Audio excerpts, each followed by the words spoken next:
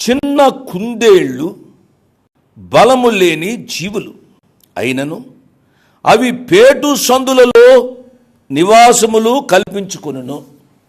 చిన్న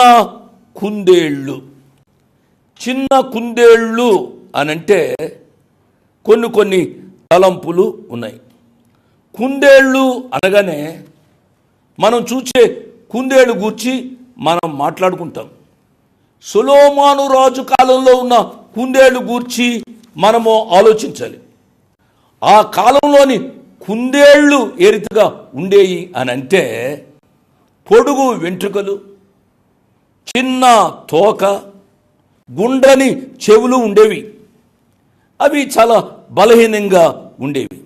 అంటే తమను తాము రక్షించుకొనలేని చిన్న జంతువులుగా ఉంటాయి అన్నమాట.